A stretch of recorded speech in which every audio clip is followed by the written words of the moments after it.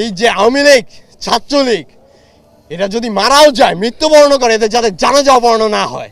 আমার বাবা ওই পাঞ্জাবিটা পরে আমার থেকে বলছে যে আমি তখন আন্দোলনে বের হবো। আমার বাবা বলছে যে বাবা যেখানে যাও সাবধানে দেখো। ফ্যাসিস্ট সরকারের বিরুদ্ধে যখন সবাই রুখে দাঁড়াচ্ছিল তখন তাদেরকে কিভাবে গণহত্যা চালানো হয়েছে, ঠিক তখনই আমার বাবা 18 জুলাই এশার নামাজের পরে যখন মসজিদ থেকে বের হন, এলাকার সবাই আমার বাবাকে দেখেছিলেন। সবাই বলতেছিলেন যে পুলিশ এবং ছাত্রলীগ সৈন্যরা ঘিরে ধরে রেখেছিলেন যাতে আমার বাবা কোনোভাবে বের হতে না পারে। তিনি সচরাচর প্রতিবারই পাঞ্জাবি পায়জামা পরে বের হয়েছিলেন।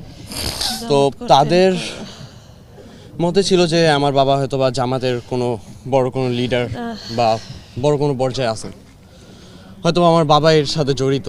একটা জিনিসই বলার থাকবে যে মুসলিম কান্ট্রিতে যদি নামাজ পড়া যদি আপনার দোষ হয়ে থাকে, মসজিদ থেকে বের হনো যদি তাদেরকে জামাত শিবির বলা হয়, তাহলে তো মসজিদ মাদ্রাসায় যারা আছেন তারাও তো সবাই জামাত শিবির, তাদেরকেও তো তাহলে গণহত্যা করা উচিত ছিল।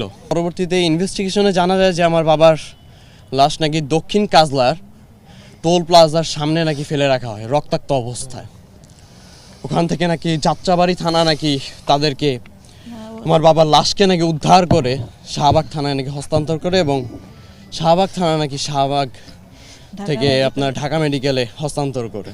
আমি আমার বাবার লাশের জন্য আমি ঢাকা মেডিকেলে যাই। পুলিশ আমার সাথে অনবরত তর্ক বিতর্ক করে।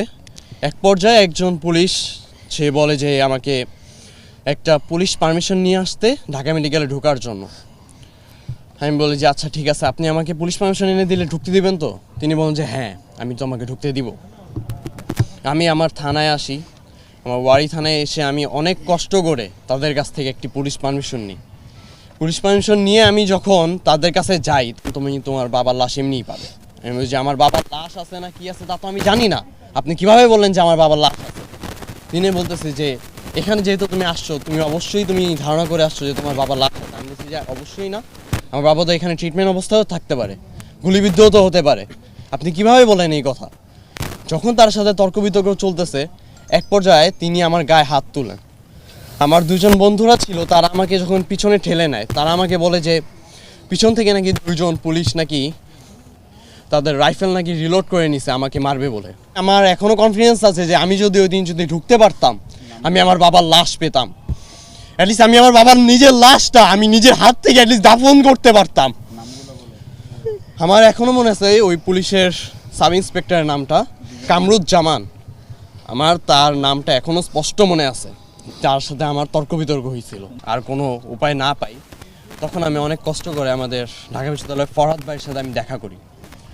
ফরহাদ ভাইয়ার সাথে আমি পরিচালকের রুমে যাই তখন আমাকে পরিচালক বলে যে যেহেতু তোমার বাবা, আমি তোমাকে এখন বলে দেই, তবে তুমি এই কথাটা গোপন রাখবে, কিন্তু এখন যে সময় তার এই কথাটা গোপন রাখার মতো না। তিনি আমাকে বলেন যে 1000-এর উপরে লাশ হবে, তিনি নাকি আঞ্জুমান মফিদুল ইসলামকে দিয়ে দিয়েছে। তারপর যখন আমি আঞ্জুমানে যাই, আঞ্জুমানে যাওয়ার পর ঠিক 2 থেকে 3টা ফাইল যখন উঠায় তখন আমি আমার বাবার ছবি দেখতে পাই। আমি তখনই তাদেরকে বলি যে এই ছবিটা একটু বের করেন কাইন্ডলি। তারা যখন ছবি বের করে আমি আমার বাবাকে স্পষ্টভাবে চিনতে পারি। ওই দিন আমার বাবা সাদা পায়জামা, সাদা পাঞ্জাবি, আমার এখনো মনে আছে এই পাঞ্জাবিটা। আমার বাবা আমার পাঞ্জাবি ধরে বলছিল যে তোমার পাঞ্জাবিটা তো অনেক সুন্দর, আমার কাছে ভালো লাগছে, আমি তোমার এই পাঞ্জাবিটা পরবো। আমি বলছি যে আচ্ছা আব্বু পরো, সমস্যা কি? আমার বাবা ওই পাঞ্জাবিটা পরে আমার থেকে বলছে যে আমি তখন আন্দোলনে বের হবো। আমার বাবা বলছে যে বাবা যেখানে যাও সাবধানে দেখো, যদি কোনো ঝামেলা হয় আমাকে বলো। আমার কথা হচ্ছে যে আমার বাবা কি দোষ করছিল? না তোমাদেরকে কোনো সময় কোনো কিছু বলছে, নাকি কারোর কোনো ক্ষতি করছিল? আমার বাবা তো তোমাদেরকে কিছু করেনি, তোমরা আমাকে মারছো। আমার এখনো মনে আছে আমি বাসা থেকে বের হওয়া মাত্র আমাকে নিয়ে যাওয়া হয়েছিল।